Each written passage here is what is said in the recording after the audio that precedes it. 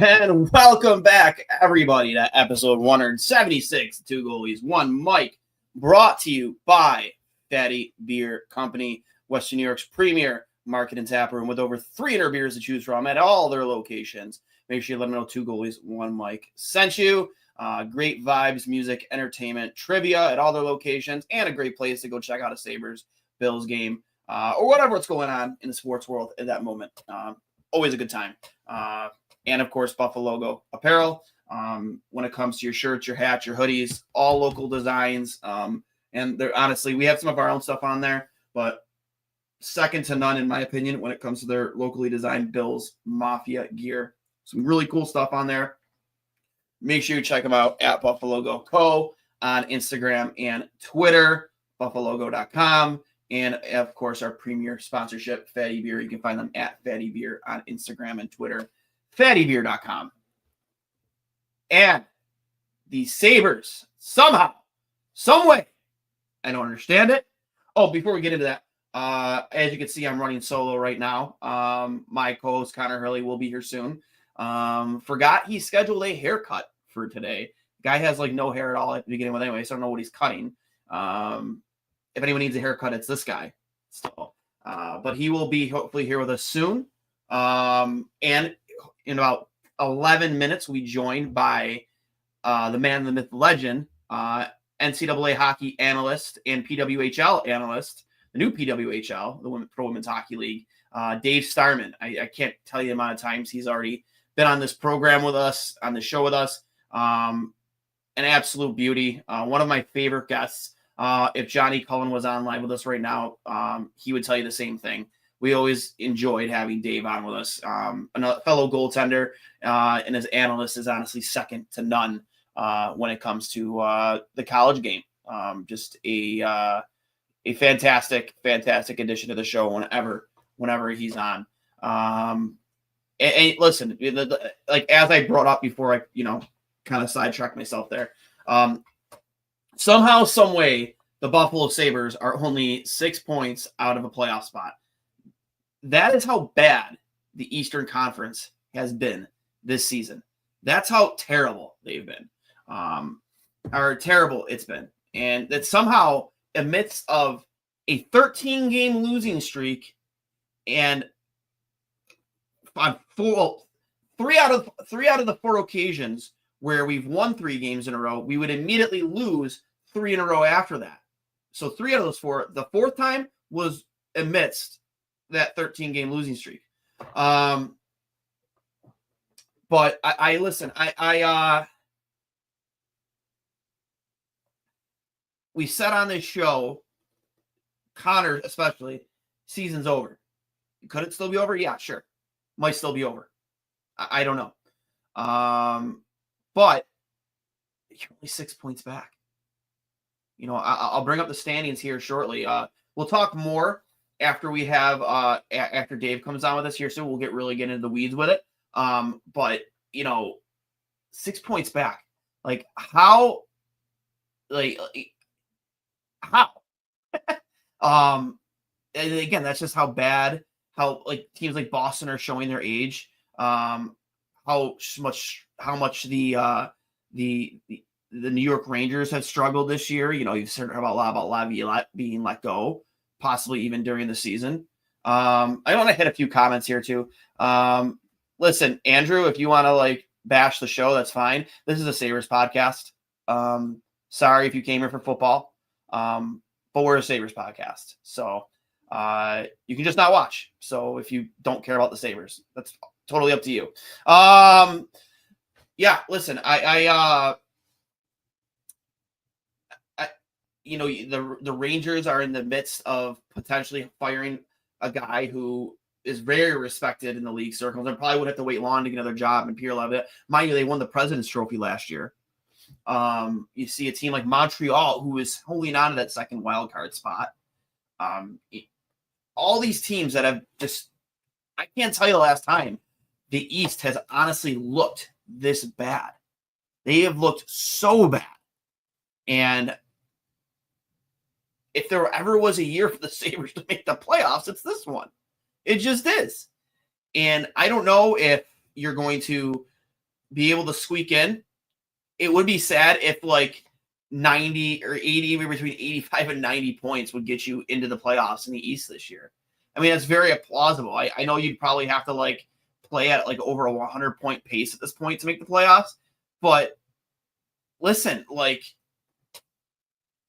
this team has shown plenty of times this season that they can play good hockey, like for, I would say, 50 minutes last night before they shit themselves in the third period and gave up their third lead of the game. And that game went to overtime, and eventually they won a shootout. But they have shown that they can play good hockey, especially against good teams. They've beaten pretty good teams this year. Washington being at top of the East. Like the Capitals, a team that, shout out to Ryan Jury, friend of the program, has been on this plenty of times. I got to get him on soon to talk about the Caps. But listen, like I think that they made the right moves in the offseason. They went out and, traded for Pierre-Luc Dubois. They got Mangiapane, amongst a few other guys, Jacob Chikrin. They made some solid moves that you wish the Sabres would have made. Like, I guess your version, they went out and got Jason Zucker. Well, like, you needed to make two more similar moves to that. And look what Washington, they went for a team that was on the midst of rebuilding. Also helps that Alexander Ovechkin scoring like he's still 21 years old. It's his 6 weeks of the season with a broken leg, comes back and he scored 5 goals in like 7 games or whatever it is. We shut him down last night. But they made those correct moves in the offseason, and they've been able to put themselves at the top of the East and in a playoff spot. So, and we're going to get to that all after we welcome. He's a little early, but we'll bring him on because he's just that good of a guy. Welcome to the program, Mr. Dave Starman. Hi, boys. What's going on? What's going on, Dave? It's a pleasure, man. We were just at the top of the show. We were talking about how this is like your fifth time on with us. I think you're at the very top of the totem pole in terms of guest appearances for us. So us goalies take care of each other. That's kind of the way it works. Right. Goalie union, right? That's it. He's got to stick together. My co-host apparently forgot he had to get a haircut today, and he'll be on, he'll be on with us hopefully in the next like 5 to 10 minutes. So he will be joining us. But it's actually my normal co-host Johnny Cullen, who from previous episodes. Sure. He's got a lot going on. So like Connor Hurley, also a goaltender, obviously Syracuse University alumni. He lives over in California, different time zones than me, obviously, but he'll be on, he's kind of the fill-in guy, kind of the third host of the show now. Whenever Johnny, can make an appearance, he's on, but for the most part, it's just me and Hurls from this point forward. But Dave, just a huge week for you, huge week for USA Hockey. And again, for those of you who are just, meeting Dave for the first time, he's a TV and radio analyst for NCAA hockey. And of course, now with the PWHL, can't wait to get into a little bit of that with you too. But obviously a massive week for USA Hockey for the first time in its history, winning the World Juniors Championship for the second year, back-to-back years. Just your overall thoughts of the tournament itself, and how underwhelming Canada was too.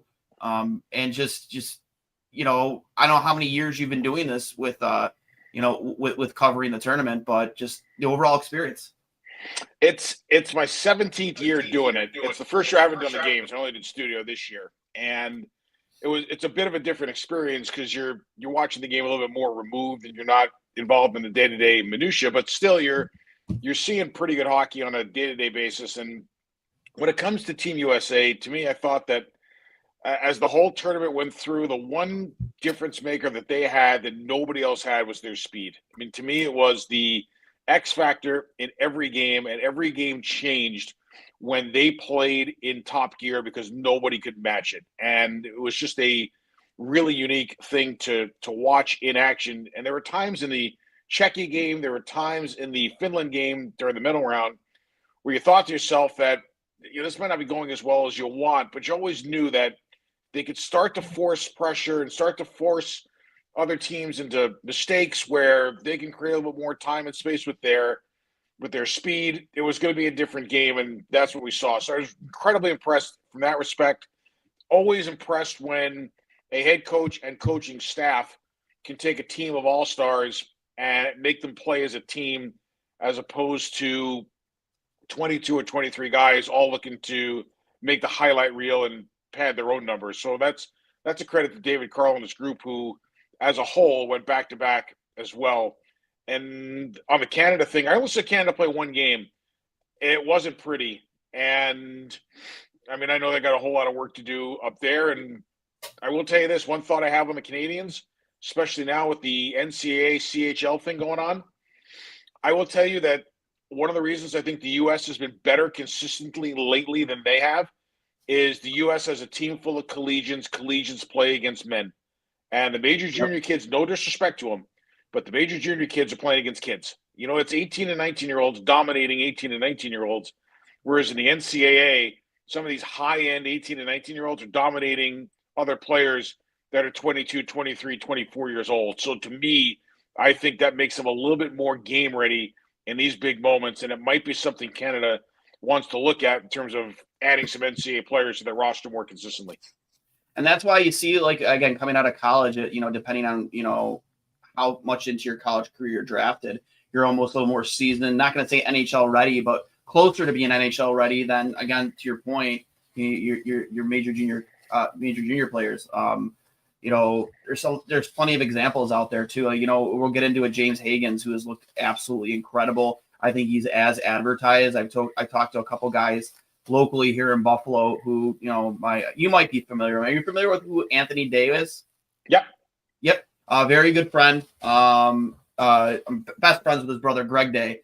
And I was talking to him last week. We were actually at Fatty Beer here in Buffalo, in the downtown Buffalo, the night Latvia beat Canada in the shootout, and we were losing our minds. And we were just before that, we were talking about James Hagens. Like, this kid is as advertised, man. And he goes, honestly, I think he has all the intangibles to be a guy that could be better than like a Bedard. And I don't know, like, I'm not as in tune with it as like you guys are, but like I take that comment pretty seriously when you say it, like, you know, he's could be as good as like a Bedard. He's a heck of a player, and it's an interesting story.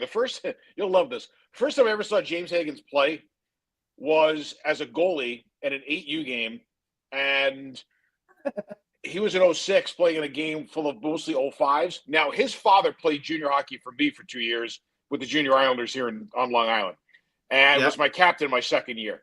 And like, I'll never forget this. I remember the first year he tried out for the team. We didn't really know him. And he had the kind of training camp that just opened our eyes. And he was one of those players that you weren't sure exactly what he was, but you knew you wanted to keep him around. His attitude was great. He was an energy giver. He was always driving. He was always doing the right thing. And we loved his enthusiasm, and we just loved the way he handled himself on the ice. And he told me this story because I don't remember it. I mean, I do remember the thought process of, I don't know what we're going to do with this Mike Hagens guy, but we're keeping him. But he said to me, he goes, you came up to me on the blue line once during a drill, and you said to me, Mike, I'm not exactly sure if you're a forward or a defenseman. I'm not exactly sure if you're a junior B or a junior C guy, but no matter what, we're keeping you. And if we hadn't kept him, he probably stops playing hockey, and there's no James Hagens going first overall in the draft next year. You know, like, it's kind of one of those funny things. But, you know, getting to watch James play as he grew up, and his brother Mike Jr., both just exceptional players, both coaches' kids. James has just accelerated to the point where, you know, he's an all-world elite player at the U20 level. Obviously, he'll be one of the top couple of picks in the draft. And to me, one of the greatest attributes he has is his hockey IQ. He's just got an ability to read plays and change pace, get east-west when he has to, protect pucks, and he's got a unique knack to score in tight, which not a lot of guys have. It's just, like I said, it's been great to watch him since he was an 8U kid. But the funniest thing about it is the first time I ever saw him play was as a goalie against my kid's 8U team about 13 years ago on a rink on Long Island. Was he a good goaltender? I can't remember, but that was back in the goalie du jour days. And it's funny because Mike, the father, was saying to me, we don't have a goalie for this game. Like, what do we do? And I said, I don't know, just throw James in goal. I said, who cares? He said, it's an 8U cross ice game. I said, these kids are out here to have fun. So just toss James in goal. Don't worry about it. And that's the first time I saw him play. I always think of that. Like, there's a story about like Ryan Miller, and I don't quote me. I don't know how this all went verbatim, but he actually was a forward, I believe, to start his hockey career. And I guess their goal, whatever team he was playing for, I think his dad might have been the coach. And he told his dad he wanted to play goalie. Like, the team was struggling. He's like, I can do better. And he goes, okay, go out there and help us win this game, and you can play goalie next week. And I think he scored like a hat trick, and then it's all history from there. It's like, I think it's like a legit story. I remember hearing it. I'm probably not telling it correctly, but like he started off as a forward, wanted to play goalie. His dad's like, oh, you want to play goalie? Okay, go out there and help us win this hockey game. And he went out and scored a hat trick. The story sounds familiar. I actually met Ryan for the first time last summer at the National Goaltending Symposium, and what a wonderful human being. Had a tremendous career at Michigan State and tremendous career in the NHL, and one of the nicer guys you'll ever want to meet. But there's a lot of stories along those lines of kids that started in goal and then moved up, and then kids who started as forwards and their dad needed them to play D, so they did, or needed a goalie and it worked, so they stayed there. And that's the beauty of youth hockey. It's when you're between the ages of 6 and 10. You should probably play every position on the ice and see which one you really like. But at the very least, you get a taste of everything. And I'll tell you what, one of the best pieces of advice that was ever given to me was my son was a defenseman through his 10U time. And I cannot remember which coach in the NCHC that I deal with now told me this back then, but he said to me, Dave, have him play forward his entire Pee Wee career and then let him move back to defense, because it'll show him a different part of the game. It'll get him involved in a different way. It'll get him puck touches in different areas, and it'll probably help him when he moves back to defense. And yeah. I couldn't agree more. I cannot remember who told me that, but that was a great piece of advice, which I probably should have thought of, having been a coach myself. But it worked, and I know a lot of kids that do it, and I think it's great for them. Yeah, it is fantastic advice. I couldn't agree more. The Sabres had a lot of stock in that gold medal game. We had Adam Cleaver, Brody Ziemer, who you touched on quite a bit in a tweet earlier this week. And then Konsta Helenius with Team Finland. Just your overall thoughts. They had Max and Strebik with Czechia. I think it's Czechia, or is it Slovakia? I might have been Slovakia, and a couple other guys, but those top three specifically. Oh, and then Anton Wahlberg with Sweden. But your thoughts on some of the players that the Sabres had stock in this tournament. Obviously, specifically, you already spoke on Ziemer. Yeah, we'll stay on Ziemer, because I'll tell you what, watching from studio, I'm watching the games a lot differently, so I can't tell you that Kleber popped on my radar screen at all. I know he played well, and talking to the coaching staff, they were really happy with him, but I can't tell you anything he did specifically over 7 games, because, again, I was watching for different things, and he just wasn't on my radar. But I liked a lot of what Ziemer did. I thought Ziemer was a power forward. He's got good size at 5'11". He's a thick kid at 195, but he just plays a hard skill game, and he plays the game in areas where a lot of younger players sometimes don't want to invest in. But he gets into the slot, he gets into the corners, he gets net back, he gets his stick available and open, he gets his body available and open. And I said to Mark Parrish, who I was doing studio with for a few days, and just a great dude, and I said, Mark, he reminds me of Anders Lee when he was at Notre Dame. And I always said Anders Lee had the best shoulders in college hockey. And Ziemer, to me, had the best shoulders at the World Junior Tournament. And he used them so effectively to get inside players, get inside positioning, use them on an inside drive, shield the puck, protect himself. I loved his game. And I think his game translates to the NHL level because of its skill, because of its simplicity, and because of its north-south component. And again, too, that I said that stuff to Hurls, on one of our episodes when it came to Ziemer, like his willingness to get to the net, like it's a fearlessness, and you can tell how well it's going to translate to the NHL. And with a team like Buffalo, again, he's years away from being in the NHL, most likely, but a guy like Lindy Ruff, if he is still the coach, those are the sort of players he loves.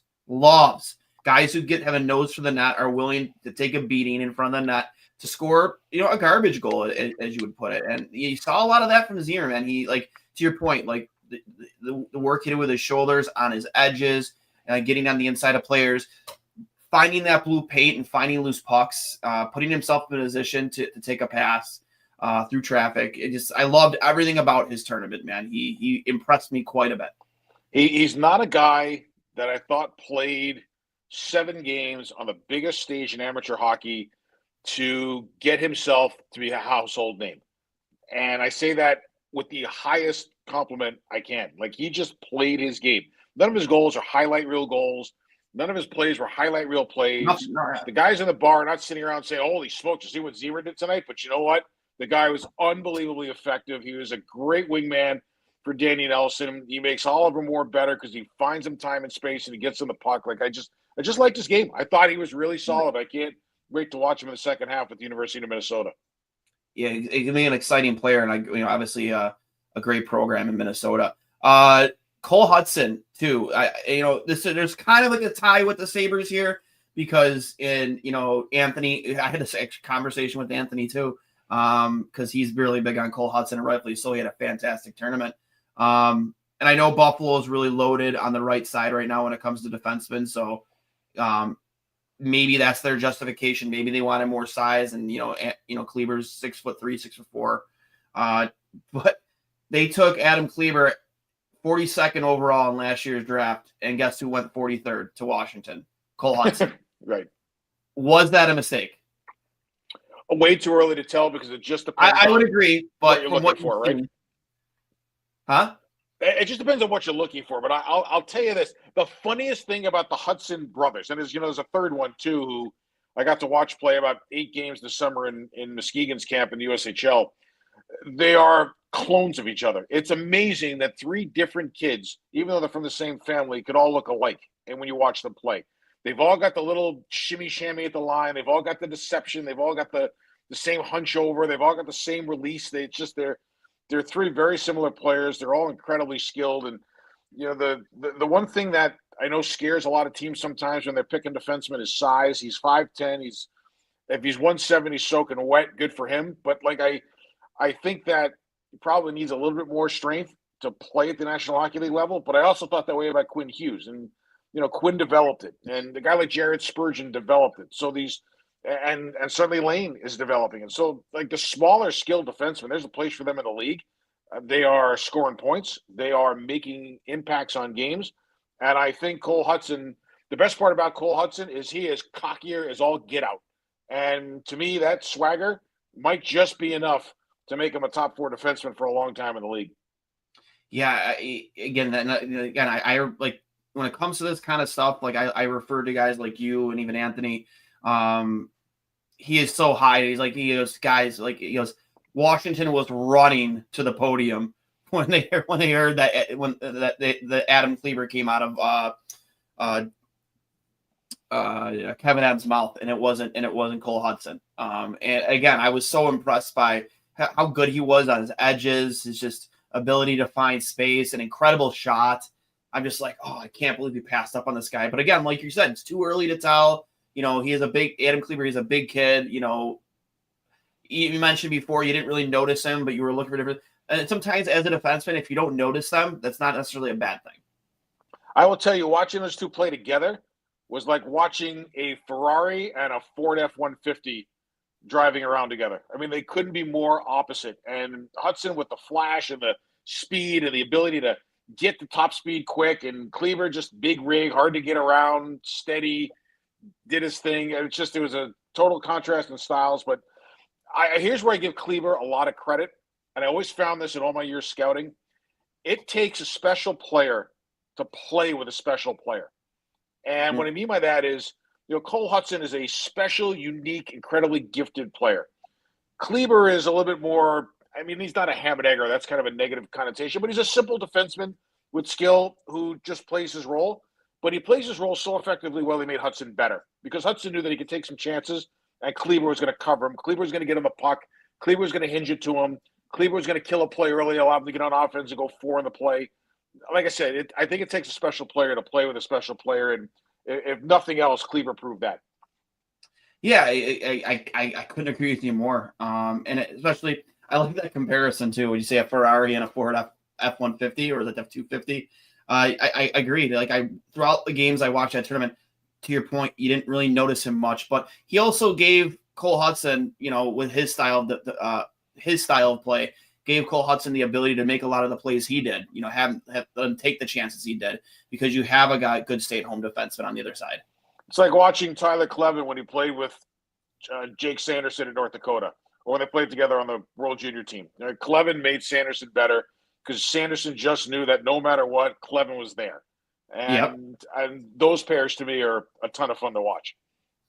How about Lane Hudson in Montreal right now, leading all? I think he's leading all rookies right now in points as a defenseman. Might be one of the nicest kids I've ever been around, and it's funny too because the first year he was on the World Junior team, he was a little quiet, he was a little reserved, and then we had him again in the Frozen Four, and meeting with the teams again, a little quiet, a little reserved, didn't talk a ton, and then in year 2, when I was up at the evaluation camp for World Juniors, talking to a lot of the guys, Hudson came right up, said hello, big smile, and the conversation was different. And you just saw that he was so much more comfortable in his skin as a second-year guy. And I think that growth process really helped him. He played a high-profile program for a coach who really understands the concept of communication and being comfortable in your own skin, and Jay Pandolfo. And I thought that Hudson took a huge step last year. And this is what we're talking about. Like sometimes those small skill guys, because of how quick, slippery, and elusive they are, and the deception that they bring, and the incredible skating ability that they have, they've got that unique sense of where open ice is and how to get to it quick, and they don't waste a whole lot of time when they get in the scoring areas. Yeah, you noticed that a lot about his game with Montreal, and a team that's sitting in that second wild card spot right now. And I'm not sure how much you've paid attention to NHL. I know you're really tied, jammed up now with the PWHL and obviously NCAA, but like an Eastern Conference that's been relatively bad this year. The fact that the Buffalo Sabres, our team here in Buffalo, obviously we're on a 13-game losing streak this year and are still somehow only 6 points out of a playoff spot. Montreal sitting there, a team that you'd never thought would be even remotely close to a playoff spot there, most in part because of the play of Lane Hudson. You need one or two, right, to just be a good spark. And I know Cole Caulfield is certainly a big part of that. Hudson's a big part of that. And that's what I mean. I will be honest, I don't watch the NHL a ton. The funniest thing was sitting around the NHL Network bullpen and listening to the guys chatting about the league a little bit. And like at one point, Bruce Boudreau, because I was in there with him one night, turned to me and he said, "Well, what do you think of this team?" I said, I haven't seen them play in 4 years. So I'm really the wrong guy to ask on that one. But it does seem like the Eastern Conference is a little unique this year. I don't know if anybody saw the Rangers season developing as it has. I don't know if anybody saw the Islanders season developing as it has. And I'd like to see the Sabres do better. I mean, I do like Kevin Adams. I've known him for a while, and it's just a really nice guy, good guy to talk hockey with. I'd like to see him have some success there, and hopefully it turns around there for him. You look at a team like Washington too, and again, I know you don't pay the utmost attention to what's going on and maybe even in the offseason, but they added players like Pierre-Luc Dubois, Mangiapane, Jacob Chikrin, some good role players, some guys that filled some holes for them. And they went from being a team that everyone thought was going to be rebuilding. It also helps that Alexander Ovechkin's still scoring like he's 21 years old. For sure. Who would have thought that after 6 weeks from a broken leg, he'd come back and score 5 goals in his first 6 games back? I bet you he did. Huh? Yeah, he probably knew it. Do you think he breaks Gretzky's record this year? I do. There's a part of me that just thinks he gets on this big heater and then gets it done. And then the reality is, what does he have left to prove at that point, right? Yeah. At that point, he goes for 1,000 goals, though? Like close enough. Maybe. You talk about guys with swagger, right? Just maybe. And that would be – there's the storyline if you're the NHL that you would love to have going into next year is here's a guy chasing 1,000 goals. Which we thought of as, nobody would ever think nobody ever thought Gretzky's record would get broken, let alone 1,000, right? So, to me, the more things like that are really special that create that much more of a buzz among the casual fan versus the diehard only helps to keep the game growing, especially in the Beltway where it has made huge strides. I know. Four Nations tournament coming up. Obviously, there's a lot of players that you've covered in the past. Tage Thompson and both Cole Caulfield are notable snubs from that Team USA roster. Just the USA Hockey as a whole, and I know you mentioned it earlier, but especially the goaltending, what has helped USA Hockey goaltending progress to this point, man? Because they are so far ahead of where Canada is right now. It's not even funny. Like it's so night and day different than what it used to be. Maybe like even 5 years ago. I'll tell you what. I can answer that in three ways, but I'm going to start with this. When the ADM got launched, and when we built the goaltending curriculum into the coaching education program, the one thing that was missing was teaching coaches how to coach their goalies, not just goalies, ex-goalies. And there was two prongs to it. Number one was, how can we teach the ex-goalies how to be good goalie coaches? And number two was, how can we teach regular coaches how to be good goalie coaches? Because the question that every parent asks when they have kids that are goalies is, well, who's the goalie coach? And the head coach of that youth hockey team should be able to say, we're all the goalie coaches, we're all the defense coaches, and we're all the forward coaches. Mm-hmm. We can coach all positions. And my basis of that was, when you look at the NFL, there are guys that are position coaches in the NFL that didn't play the position they're coaching. So if a ex-running back can coach linebackers, why can't an ex-defenseman coach goalies? That to me was always the argument in a lot of these meetings. Yeah. So that's where I start with that. And about, it's got to be 12 years ago now, maybe a little bit more, we're redoing the goaltending component in the coaching education program, because my horn on it was way too technical. Like, I felt like we were trying to teach the coaches how to be goalies, and I felt we were losing them all, because if you never played the position, like your give a hoot level is a little lower. So I sat down with a few guys that I really respected. It was Kevin Reiter, who at the time was the national team development program goalie coach; Mike McMillan, who was our goalie coach. He's the national coach in chief, another former goalie. Billy Sweetie, another former goaltender who's in the Mid-Am district; and Steve Carroll, who's a legend in the Minnesota goaltending community. He's got schools that have been running there for years. And the five of us literally locked ourselves in a room in Columbus, Ohio for 2 days during the NARS meetings, and we redesigned the coaching education program for the goaltending section. Then we created the goaltending development program for the ADM, which they never had. And then we created the goalie coach development program, which is taken off by leaps and bounds in the coaching education program. But we created the program of, how can we get coaches to coach their goalies better, like we talked about opening up this conversation. And I really feel like once we got that straightened out, our ability to develop goalies got a lot better, because now we're not only developing goalies, but we're developing goalie coaches. And by providing our coaches around the country and all the goaltending CICs that are out there and all the district coordinators that we've got, there's 300 of them now, where we used to have 3. By coordinating everybody nationwide to be on the same page, but to expand their horizons into different aspects of what this position is about and how to teach it, I think we have created a goaltending factory in the United States that might be unmatched worldwide. It has been just incredible to watch, some of these kids, come up, again, like you said, through this goalie development program. And I took, I can't remember how many years ago it was, maybe like 10 years ago, maybe less, I don't know. But it was a goalie coaching clinic through USA Hockey. You might know him. Bob Janos was there. Oh, of course. Here in Buffalo. Bobby's a great guy. A few other, but Phil O'Sayer, is he still was it Phil O'Sayer? Phil. Yeah, Phil. Well, Phil's still attached, but he handed off the reins as the goalie ADM coordinator to Steve Thompson, who was a really good goalie at the University of Alaska University of Alaska Fairbanks in his day. So Phil is now with the Detroit Red Wings in their goalie development program, and Stevie has taken over from Phil. And Phil did an unbelievable job with the program that we handed to him, and Steve has taken it to an even bigger level. And one of the guys that absolutely needs to get mentioned in this conversation in terms of a driving force in the funding of all this is Ron DiGregorio. And without Ron, like, none of this is possible. He might even, that name sounds so, it really popped out to me. He might even been there.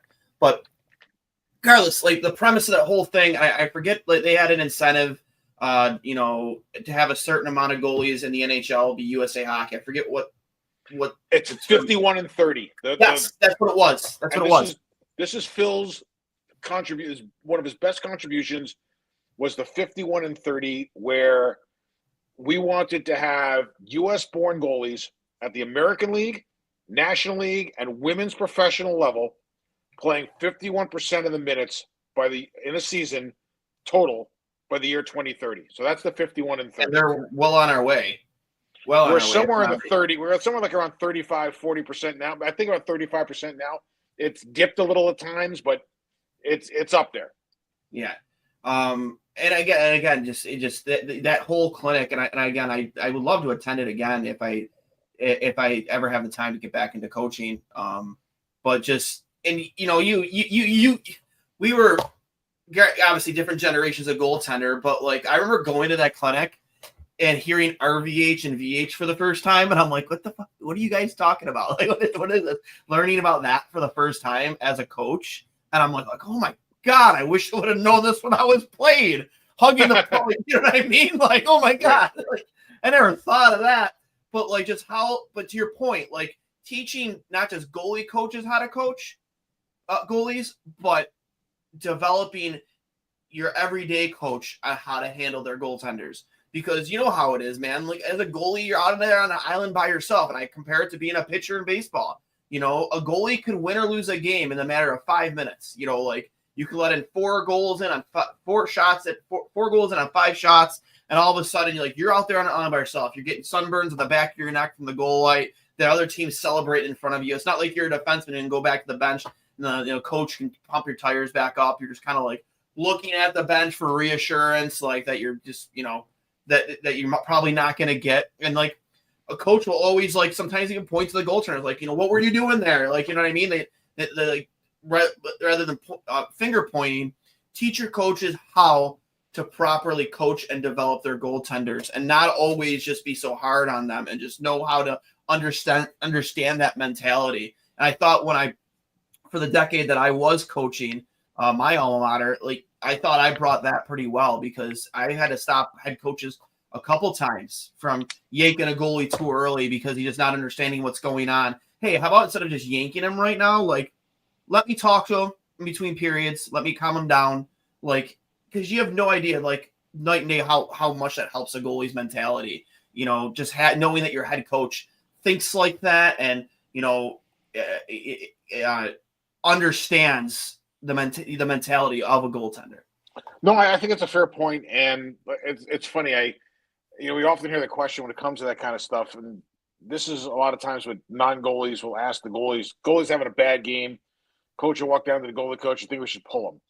Like there's age factors in here. There's other factors that go into if you're going to pull your guy or not. I'm a big believer in if your number one guy or girl who you think is going to carry you to the end result you want is struggling in a game, like I'm a big believer in let them in there and let them play their way out of it. It's a learning lesson.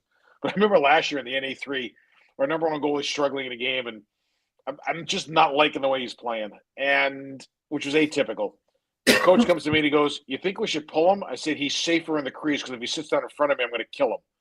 So he looked at me and goes, "It's a different way of not changing goalies." But like, it just, to me, not every manager in baseball was a pitcher, but they all have to learn how to use their bullpen and manage their bullpen correctly. I know you have a pitching coach, but you're still making the last decision. I still think head coaches at the higher levels of hockey, youth, and whatever, if you weren't a goalie, you need to learn what your goalie is, how to handle them, and how to make them better. I couldn't agree with you more. Before we let you go, I'd be remiss to not ask you about Devin Levi, kind of like our hopeful prodigy, and that obviously a Team Canada hopeful, in the future. But Devin Levi, he obviously came up through, was it Northeastern? Yeah, Northeastern. Yep. That program, which I think, he won the Mike Richter Award twice, back-to-back years. I thought he was robbed of the Hobie Baker. He won the Mike Richter Award his last year, his year before going pro, the year he went pro. but he lost the Hobie Baker to another goaltender. It didn't make much sense to me. But your thoughts on Devin Levi, when you watched him at Northeastern, and again, not I expect you've watched him much since then, but the goaltender you saw at that time, and your thoughts on his development and ability to play in the NHL. I know he's a smaller goaltender like us, so it's funny. He reminded me. How do I phrase this? If Mike Richter was playing in this era, that's what Devin Levi reminded me of. Like, I kind of feel like if Richter had played in this era and came up playing as the style that we're teaching now versus the style that he learned, they would have looked very similar in the way they approached the game. I always thought Levi was just so incredibly athletic, was so confident on his toes, on his heels. He really trusted his feet, so he didn't mind playing at aggressive depth because he knew that he could get back to either post or the goal line incredibly well. His crease was really clean. Not a lot of rebounds, not a lot of stuff he had to fight for. Never really gave up a lot of second chances. And he was incredibly competitive. Like, to me, he had that Hasek-like quality of he never wanted to give up a goal, whether it was a game or a practice. And I just really appreciated the competitive nature of him. And, there's a likable kid who you want to root for. So, like, nothing would make me happier than to see him be a star in the NHL, because like a guy like Swayman is the same way. Like, they're just Joe Wall is the same way. Jake Ottinger is the same way. They're guys you want to root for because they care about their craft. They're diligent in getting better at it. They respect the position. They respect the history of the position. They're great teammates, and you just want them to be all-stars because of just who they are as human beings. Yeah, we had him on our show about a year and a half ago now. It was before he made the decision to return to Northeastern for one more year. We actually interviewed him while he was driving, I think, back home to Quebec with his family. He was driving right in the back seat. And his best friend, Justin Ritzkowian, who also from Northeastern, who's now playing with Dallas, was also on the program with us. Buffalo Regal, from here, the Buffalo Regals alumni. Just an unbelievable kid. And, I agree with you about your comparison with Mike Richter, especially when it comes to the size. But also, listening to him talk and the way he breaks down the game when he's interviewed and just the way he sees everything from his paint, like, it was so, again, this is me just having watched Ryan Miller for so long and heard him talk so much. I'm like, that is Ryan Miller to a T, the way he talks about the game. And I can understand why people want to interview him, because how well he can articulate everything about the game, moment for moment, play for play, shift for shift. Like, just his IQ is through the roof. Yeah, it reminds me a lot of Charlie Lindgren. Like, Charlie Lindgren was the same way. Just smart, focused, understood, knew the methodology, and had an answer for mistakes. Not a smart-ass answer, but like, okay, hey, I made a mistake here, but here's why. Like, here's what I was thinking. Here's what happened. Here's what didn't happen. But I understood why the mistake was made. And those are guys who tend to eliminate a lot of them as they go through their career. Yeah, exactly. Thanks again. Actually, Four Nations tournament, it's going to be here soon. Your thoughts on that tournament? Are you looking forward to watching it? Do you think it's a waste of time? It's only four teams. Cole Caulfield, Tage Thompson left off Team USA. Your thoughts on that tournament? Obviously, I think the USA Hockey absolutely has the edge in goaltending. But are you looking forward to that tournament as a guy who doesn't regularly watch the NHL? But it should be exciting, even though it's not being played on international ice. I would tell you this, that I generally watch the World Championships before I watch the NHL playoffs, just because I love the international component to it. I mean, obviously the NHL playoffs probably is a little better, but the international component to these games is terrific, whether or not they're pros or amateurs. So whether it's the girls under 18s, the women's world championships, the men's world championships, the under 20 championships, whatever it is, I think international hockey at its highest level, much like the World Cup of soccer, is a tremendous viewing event. Anything, in my opinion, is better than the All-Star game. So if this catches on, and there are ways to do this in different ways where it doesn't get played out like the outdoor games, like if it doesn't just run its course, I think this is a home run of an idea. I'm looking for it. I'm not thrilled. I mean, we'll see if Austin Matthews can, play through this injury that he's had. But I wonder who would be up next. In terms of style of play, I'd imagine to be Tage Thompson. you can't teach size and his ability to shoot the puck and finish. And, he scored a goal last night, 103 miles an hour. Just absolutely unloaded on this puck. And you can't teach size and you can't teach power. And I imagine that if Austin decides to not play it, I think Tage will be the guy that gets the call. Well, let's hope so, right? So it's certainly worth it. Did you want to touch on a PWHL? I mean, I know we've had you for a little while. I'll leave you with this. I will tell you that this league is, from a competitive standpoint, is in a really good place right now. And there are 6 teams. They're probably going to go to 8. But right now, you're talking about probably the best 130 players in the world on the women's side, all playing in the same league. And every team, when you go through the roster and the amount of games I do, and I look through the roster, especially on the decors, it's really hard to find a decor that's got a weak link to it. 1 through 7, they're all really good. And these first pairings are dynamic. And you've still got some of the older players that are still around, whether it be Marie-Philippe Poulin in Montreal or Hillary Knight in Boston or Kendall Coyne-Schofield in Minnesota or Alex Carpenter in New York. I mean, you've still got some of these legendary players on the women's side that are still playing and probably have a couple more years and one more Olympics in it before they all call it quits and the new generation comes up. But it's great to see the fact that the older players, the old stars, kind of the caretakers of the game, are still playing at a high level. But holy smokes, is there young talent out there that will continue to make this league a very sustainable product. Even when it goes to 8 teams, this league is going to be a very sustainable product. I know they want to get more scoring. They've experimented with a couple of rules. I like them. It's a very unique league with interesting vision, but I really think that this version of it is here to stay. I'm excited. I've caught a couple games, and some of these cities, man, they get full houses. They get full houses, man. It's incredible to watch and to see how far women's hockey has come. Yeah, there's a part of me that thinks Buffalo's a good market for this too. I mean, I know girls hockey in Western New York is big, and then you got the whole Southern Ontario component to it also. I don't know who the next 2 teams are going to be. Buffalo won't be one of them, but I do think if they go from 8 to 10 at some point, I think it's a market worth looking into, because I think that with the popularity of girls hockey in the western part of the state, you might have something there. Yeah. We had previously had the Buffalo Buttes here. We had goalies like Kelsey Newman and Carly Jackson. Incredible. Both been guests on this show. Incredible people, and Carly especially, just an incredible goaltender. Dave, I can't express enough. You're always one of my favorite guests to have on. Thank you for giving us your time, a little extra time tonight. I really appreciate it, and can't wait to have you on again. Maybe closer to the Frozen Four. We'll see. That sounds great. Just make sure your partner has his haircut early, huh? Yeah. He works for TMZ and he lives in California, and I guess they've been dealing with some wildfires there too. He just messaged me. Wanted me to apologize for not being on, but he got held up, and I don't know. I don't know. As long as he's healthy, how much trauma surrounding a haircut? That's all I can say.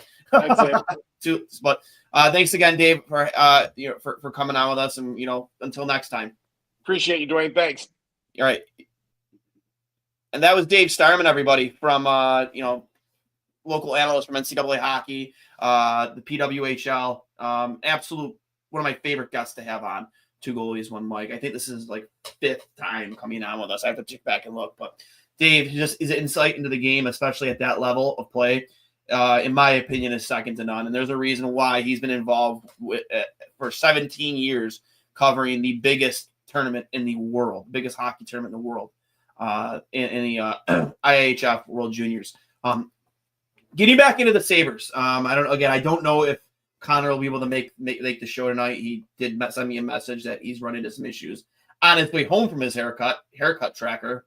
Yeah, Hurls haircut tracker. There we go. But as we were pointing out before we brought Dave in, Sabres sit 6 points back from a playoff spot, which is incredible to think about when they lost 13 games in a row. And then after losing 13 games in a row, they won 3 and lost 3, and then won 3 and lost 3 again. It's incredible. It's almost impressive. Last night in that win against Washington, I'd say they played a great 50 minutes of hockey. and then they shit down their legs for 10 minutes, which will happen.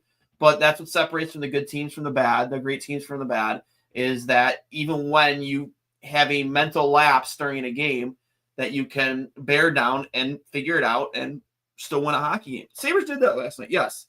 But and my biggest stink was the fact that you let that game get to overtime. Right now, sure, it's probably not going to hurt you in terms of overall standings when it matters, because Washington's at the top of the East. But if that's a game against like a Montreal or the New York Rangers, and like you're allowing them to get away with a point, like you can't let that happen. You have to find ways to get that game in the garage in regulation. You can't allow the teams that you're battling in the conference or the division to get points out of that. You just can't. It's inexcusable. And you look at that game, that goal by Prodas. I think it was the game tying goal, where and we've been down this road so many times with Owen Power. It's not a skill thing, or it's not like I don't know how to say more. It's things that you just can't be taught to be aware at this level, at this age, to be aware of your surroundings in that danger area, in the house, essentially, below the face-off dots. Like, yeah, sure, the puck ended up going off of Owen Power and in, but it hits Protas' stick first. And sure, that puck was not going to the net, but Owen Power's there.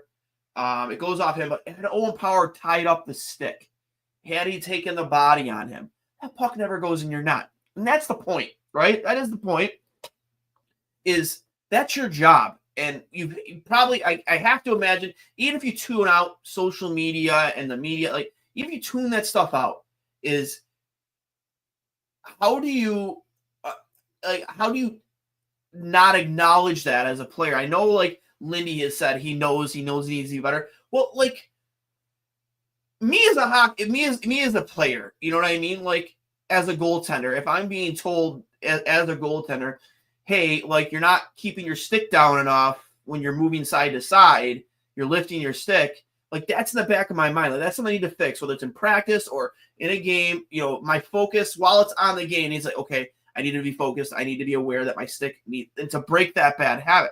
This is a bad habit that he just doesn't seem to break. And it's something that should be so simple for a player of his size, a guy that just can dominate just from size alone. He dominates offensively. We've seen it. I think he's third in even strength points among defensemen. Like, this is something that he should dominate on just because he's bigger than everybody.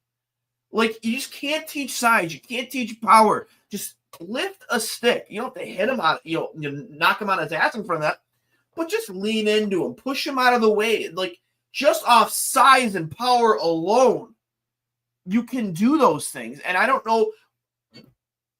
This is where I wish you had a legitimate assistant coach who's been there, done that as a defenseman, that could pull him aside and like, listen, man, like, you got to start doing this. You have to. Like, you're hurting your team. As much as you're helping them offensively, you are hurting your team, however often, because you just can't get this through your thick head. And listen, I'm not ready to give up on Owen Power. He's been a guest on this show.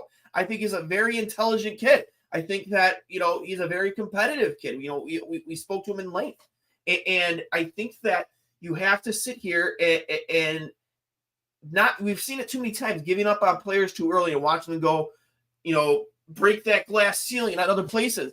I don't want to give up on Owen Power. I don't want to trade Owen Power. I think he has the ability to be a fantastic top four defenseman for a very long time in this league.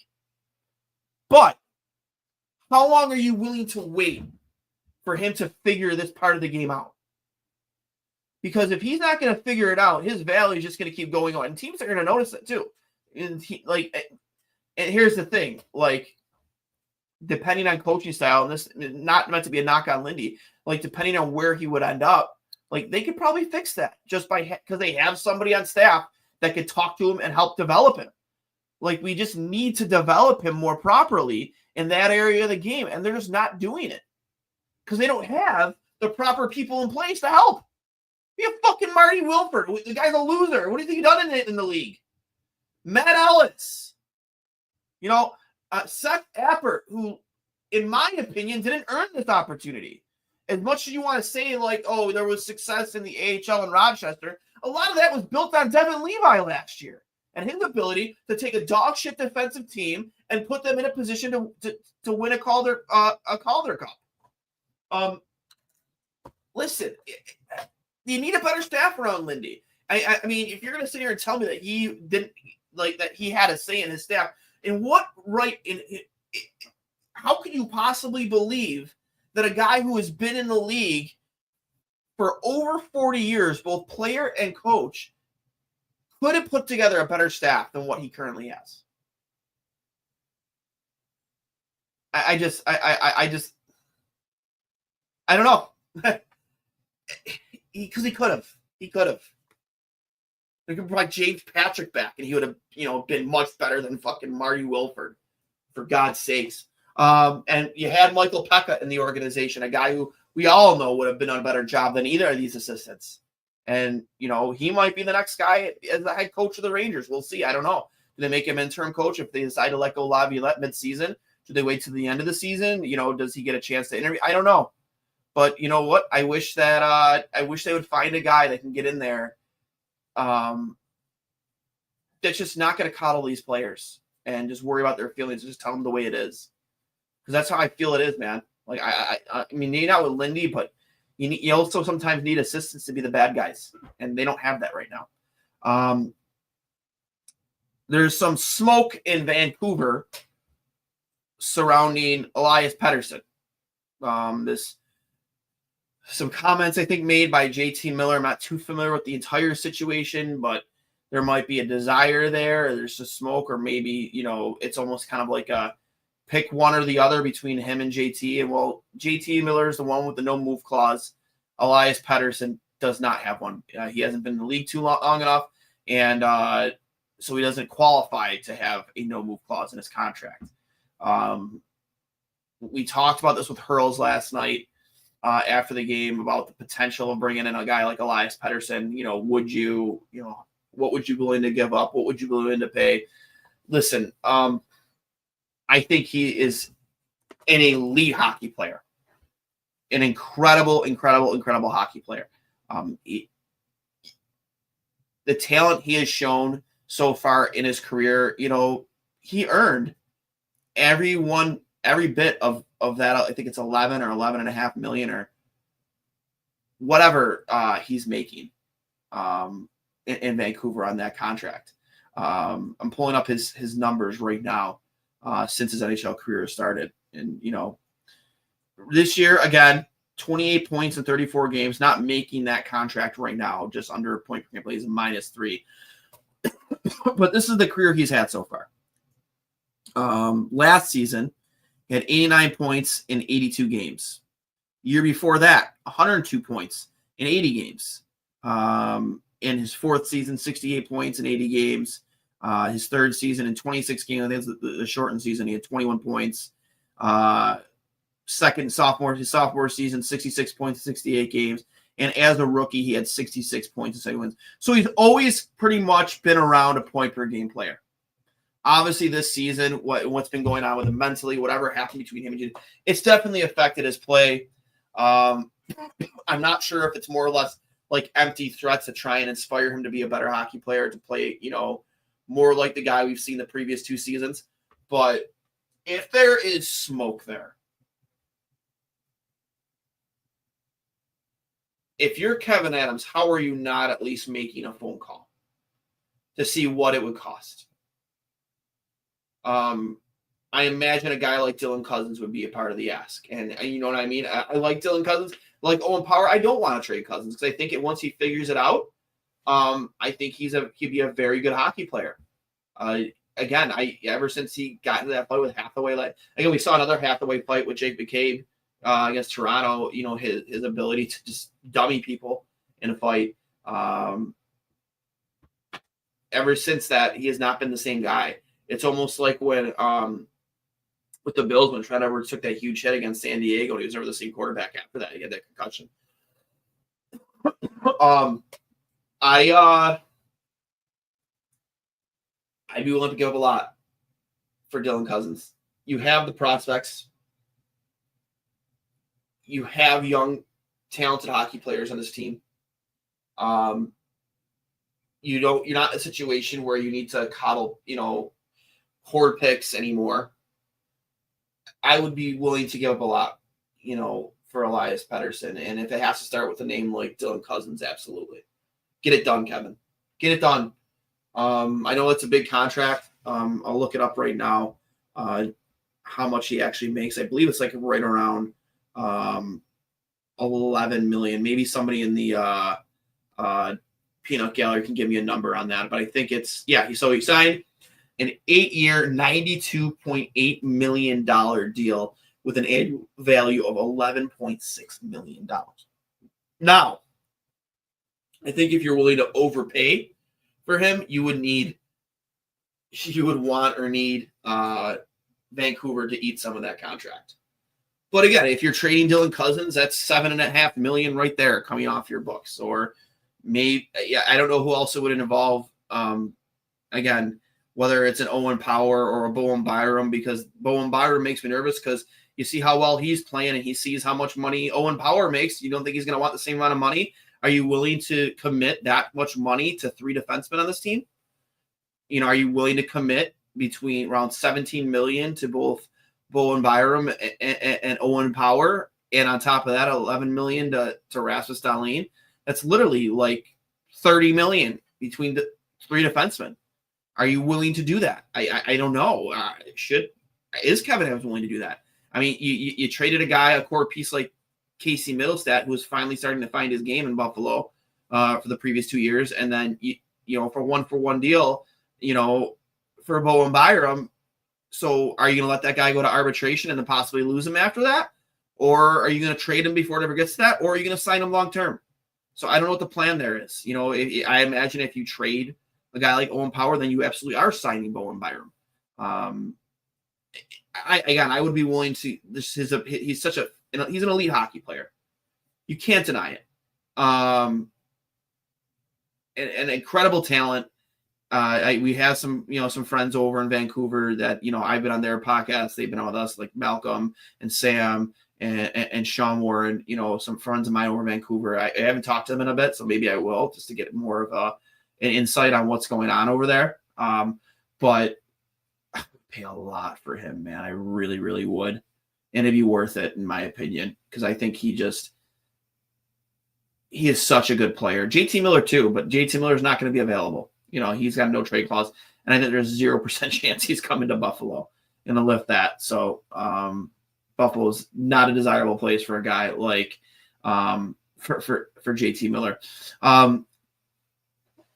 But yeah, and speaking of trades, Jason Zucker, as we know, I'm not sure. Can someone look up in the peanut gallery? Can you guys let me know when the exact date for the trade deadline? Because that does apply to a guy like Jason Zucker in a season that has gone the way it has for Buffalo. Sorry, the table there shook it up a little bit.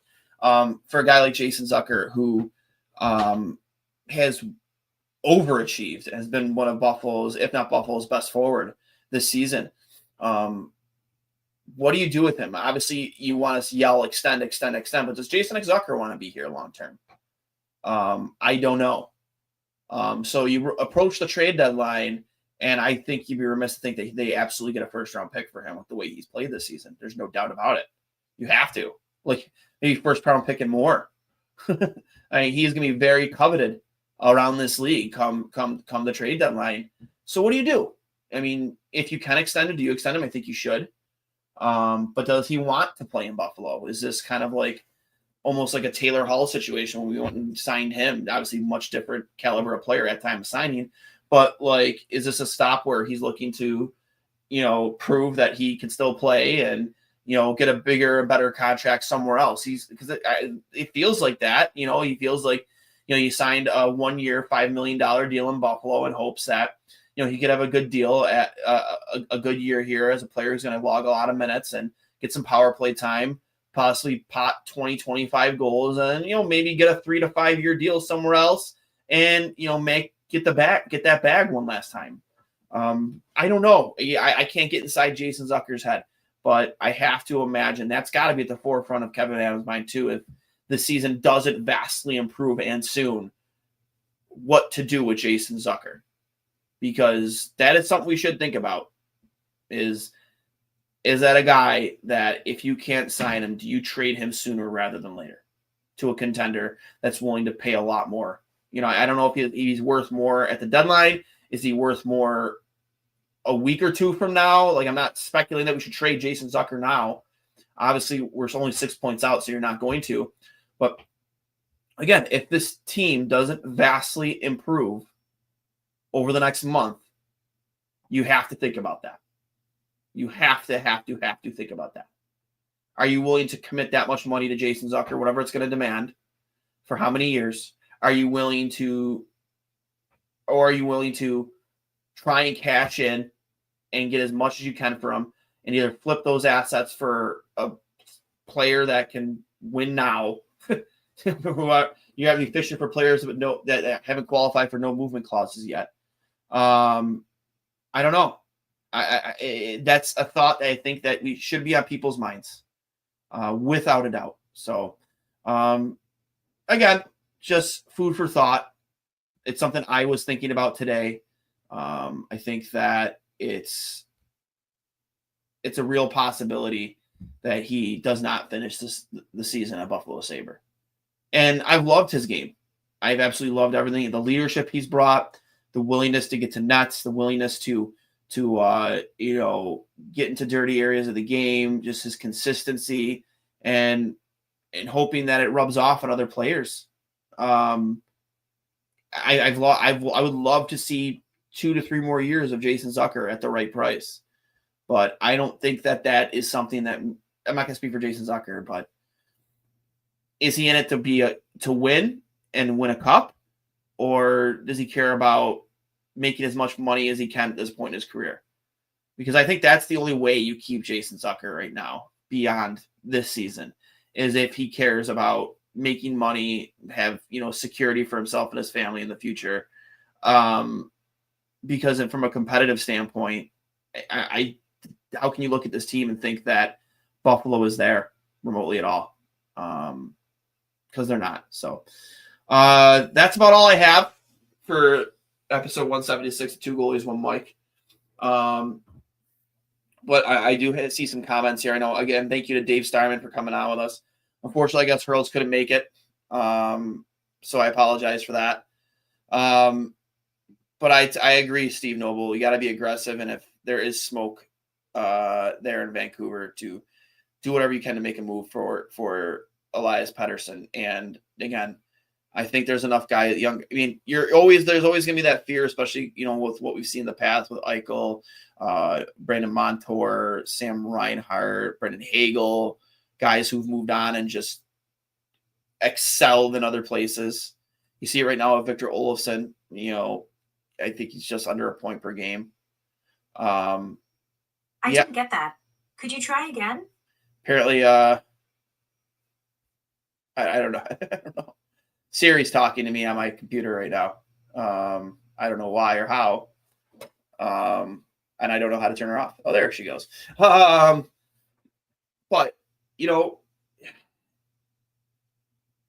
I don't want to have to go through that again with another player on this roster if we ship him off too early.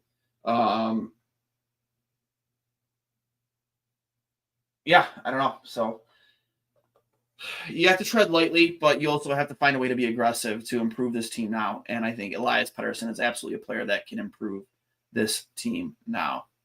AI is coming for you, Duane. Thank you. Crippling, depressing gaming in the chat. I appreciate it. They already got Hurls, right? But guys, thanks for hopping on. This has been episode 176, 2 goalies, 1 mic. Thanks again to Dave Starman. And remember, this is brought to you by Fatty Beer Company, Western New York's premier market and tap room, with over 300 beers to choose from at all their locations. Make sure you go check them out. Live music, trivia, entertainment at all their locations. And honestly, my favorite beer that they have on top there is the FBI beer. They have specials on that at their downtown location on Sabres game nights. Go check them out. And as always, Buffalo Logo Apparel. You can check them out for all your locally designed. Always shop local, shop small business, and that's what Buffalo Logo is. They have some incredible options when it comes to their Bills gear, some of our gear, Sabres gear, and their blue collar gear. If you've been watching Two Goalies One Mic for a while now, you've seen me wearing that hoodie a lot. It's the most comfortable hoodie I've ever owned.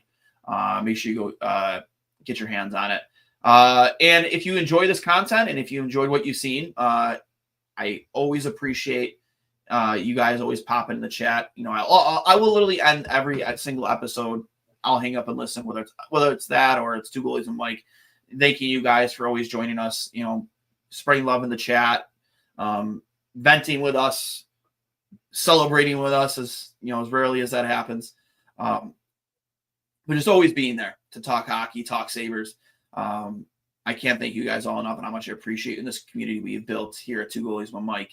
And if you've enjoyed this content, please make sure, especially if you're watching on YouTube, hit the like button, please. If you haven't already subscribed, please subscribe. Hit the little bell notification so you know when we go live. Whether it's a scheduled episode, a post game, I'll hang up and listen, or some breaking news. You always stay up to date with us. Leave a comment. Show us some love. It helps with the algorithm. Helps us monetize this better, and hopefully make this better than just a side gig at some point. So I love all you guys. Thank you so much. If you haven't subscribed to it, please do. You can find me at Duane S39. You can find Connor Hurls at CHurls13 on the Twitter machine.